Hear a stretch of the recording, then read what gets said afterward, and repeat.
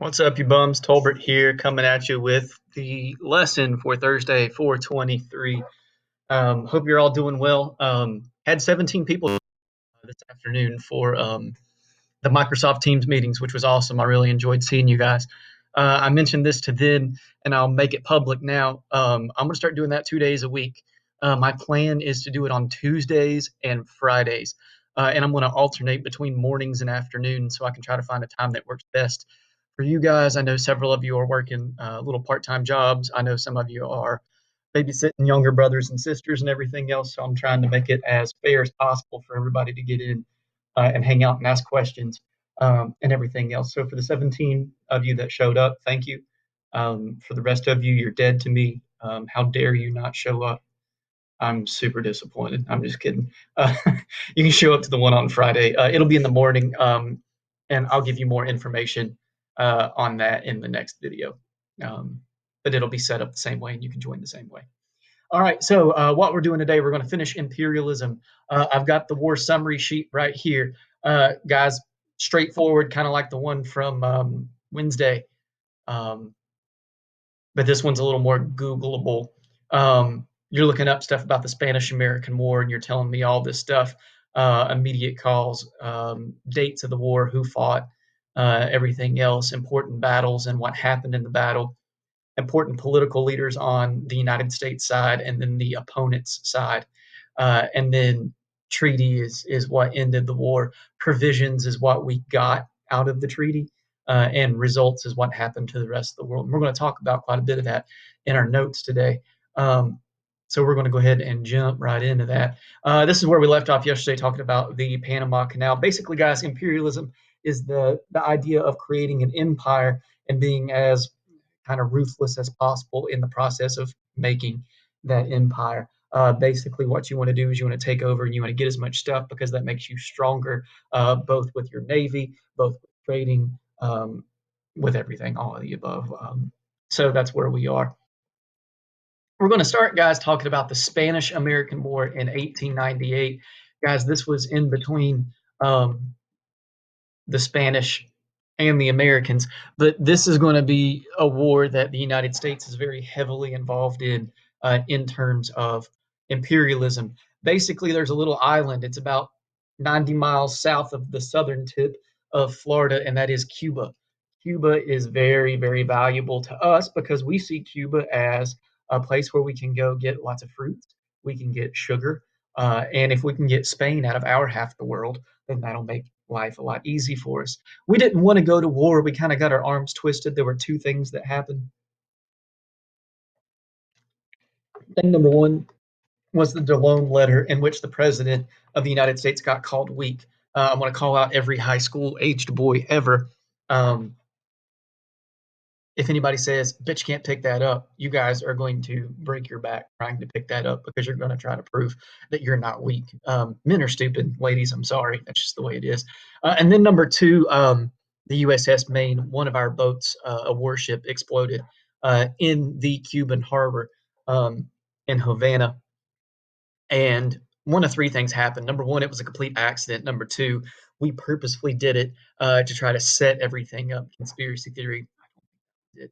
Or number three, Spain actually went and bombed us because they didn't want us there. I don't think that happened either. I think it was a complete accident, but we used it to go to war, and we called that the building blocks of war, and that's kind of the beginning of a few other things. But we go down and we invade Cuba, guys. It's a quick war. It's over in 90 days. Um, Teddy Roosevelt, who ends up becoming president of the United States, you'll learn more about him in American history too. Um, he goes in, he makes a group called the Rough Riders. He recruits his most wealthy friends from New York uh, as the generals in charge, as the leaders. And then he recruits cowboys from the Wild West, and they go down into Cuba. And basically, they destroy the Spanish forces there, and we get access to Cuba.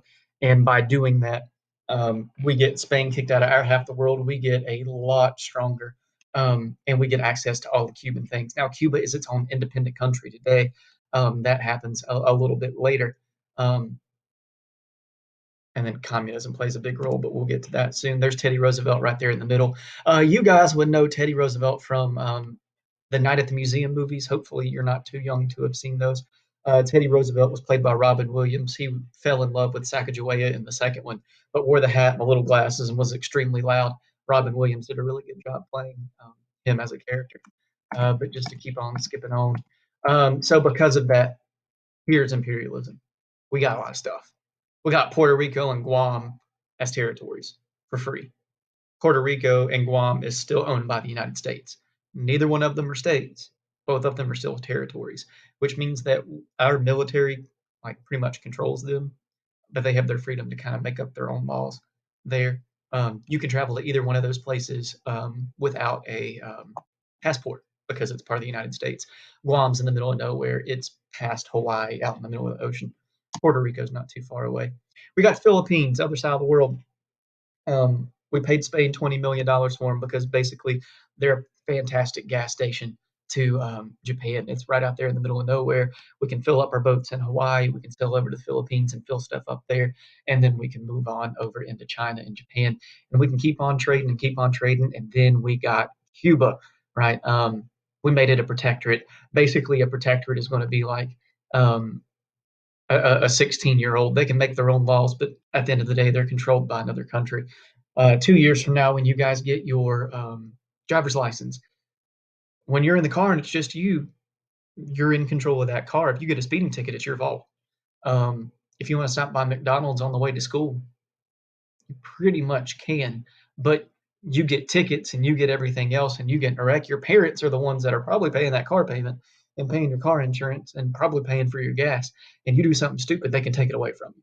So you can kind of do what you want to do, but at the end of the day, you got somebody making the decisions for you. And that's kind of like being a protectorate. So that was Cuba. Some political cartoons. I'm going to skip over that. I'm going to skip over the platinum, not as important for us. Spheres of influence, very big. Hello, cat. She just jumped right. She's chilling. As a sphere of influence, basically there were five big, huge imperial powers, and we all wanted to take control of a part of China. Why? Because China's got a ton of stuff, and China was not fully independent. They were in this weird situation where they still had somebody that was in charge and everything else.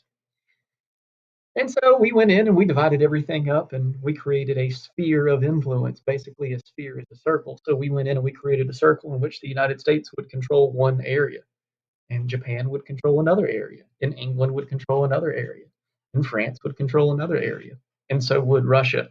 And everybody was really cool and open to it except for China because we never asked them. And so there was a rebellion. There were people that fought against it. And then don't worry about this part up here. Ha ha ha. If you're actually listening to the video, you won't have to write as much. The Great White Fleet, this idea that the Navy is what makes you powerful. Teddy Roosevelt is like the most pompous person in the world, and he actually took all the biggest boats that the United States owned and sailed them around Japan twice and around the world so that everybody around the world could see how awesome our Navy was. And so they knew not to mess with us. That's imperialism. It's flexing. Basically, that's going to be what gets us into World War I, which is what we're going to start talking about tomorrow. All right. We all get way too big-headed and a few other things, and that kind of leads us there. You staring at us?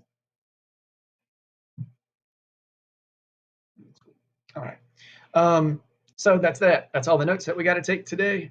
Make sure that you get that Spanish-American War thing done. And turned it in. There's Teddy Roosevelt, and there's the battleships and stuff. Remember, you're more powerful the more boats you got.